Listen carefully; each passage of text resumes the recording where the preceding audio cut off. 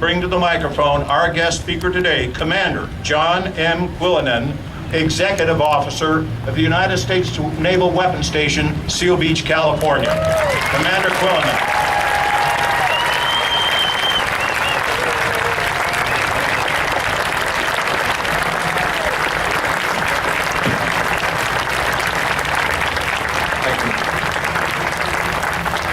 Good morning, everyone, and thank you for the opportunity to speak before you on this solemn day. I've been the executive officer of Seal Beach Naval Weapons Station for a little less than a year now. It has been a great tour so far, although a bit different for me coming from the naval aviation world. One of the great benefits of a Navy career is that you get to sample what it's like to live in different locations around the country and even around the world. I've got to tell you, it's hard to beat coastal Orange County. First, a bit about what we do at the weapons station. Our sailors and civilians specialize in storing and in some cases maintaining Navy missiles, torpedoes, gun ammunition, and countermeasures devices. We then load those onto Pacific Fleet warships that are preparing to deploy overseas. Once those vessels come back from deployment, we unload those same munitions and prepare them for the next ship. We do the same thing for Marine Corps ammunition carried by our amphibious assault ships. Your local Navy base supplies munitions to a majority of the United States Pacific Fleet, and in fact is the only major Navy weapons stations port within 1,000 miles of the fleet concentration area in San Diego. I'm very proud to tell you that Naval Weapons Station Seal Beach was a winner of the 2017 Installation Excellence Award for small installations and was therefore designated as the best small shore base in the entire United States Navy last year.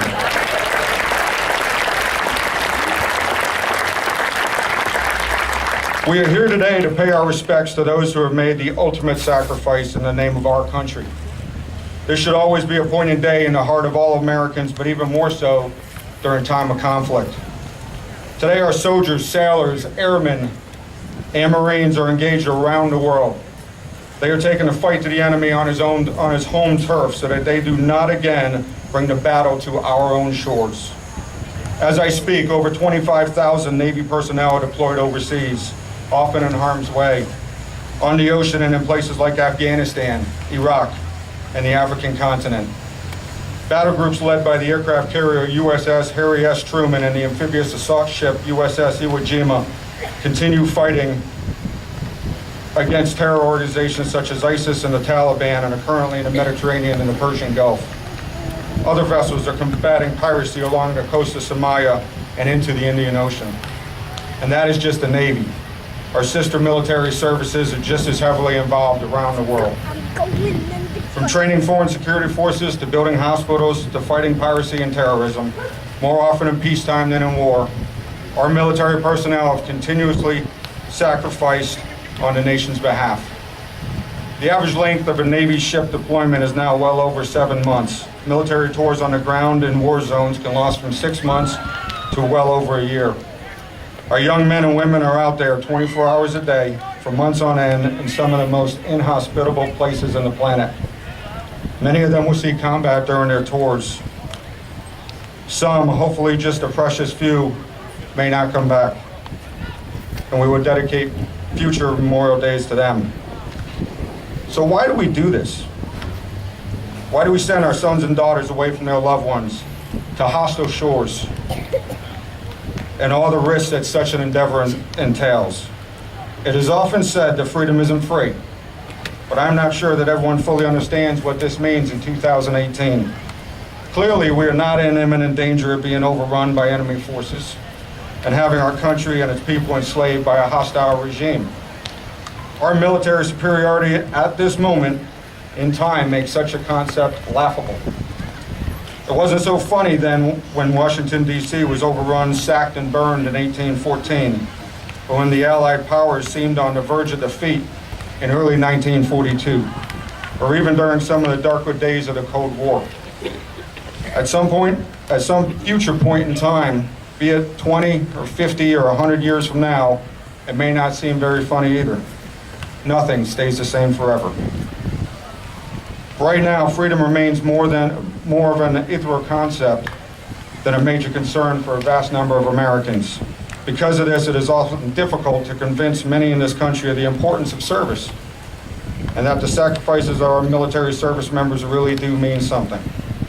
But in reality, even today, our freedoms need constant protection, not so much from a catastrophic loss, but from a slow death caused by many small pinpricks. Do we as Americans have the freedom to travel as we like? Well, with the threat of terrorism, that has unquestionably limited the places an American would feel safe traveling in. It has also led to greater airport restrictions both here at home and abroad. Do we have complete economic freedom? Whenever gas or insurance prices go up because of instability in the world, they affect transportation costs, which affects food prices and on down the line. Whenever the cost of essential products and services increases, Americans end up with less money to spend as they like. This is essentially a loss of freedom. While these examples seem fairly inconsequential by themselves, they do add up over time.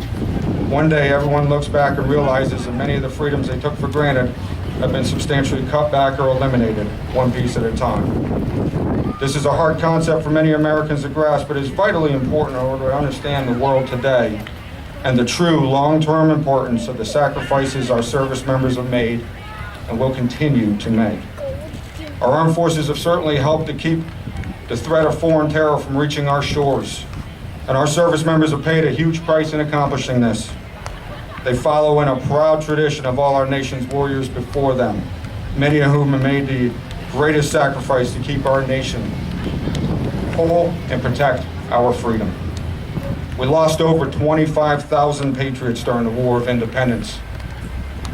In World War I, the American military dead numbered over 100,000. In World War II, we would lose over 400,000, including 12,000 soldiers, sailors, and Marines killed during the battle for Okinawa alone. During the wars in Korea and Vietnam, we would lose over 100,000 more of our nation's best and brightest. Since September 11, 2001, over 7,000 of our military personnel have given their lives in combat zones.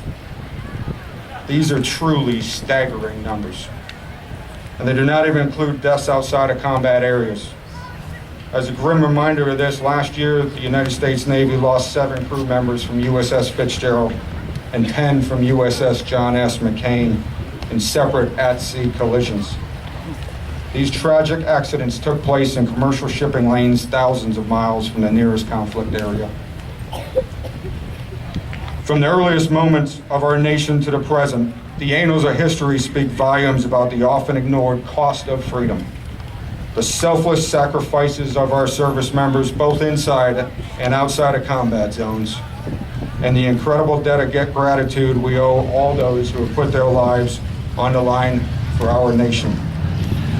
So this Memorial Day, next Memorial Day, and every day in between, please take a special moment to remember all of our soldiers, sailors, Marines, and airmen who perished in wars as well as in peacetime.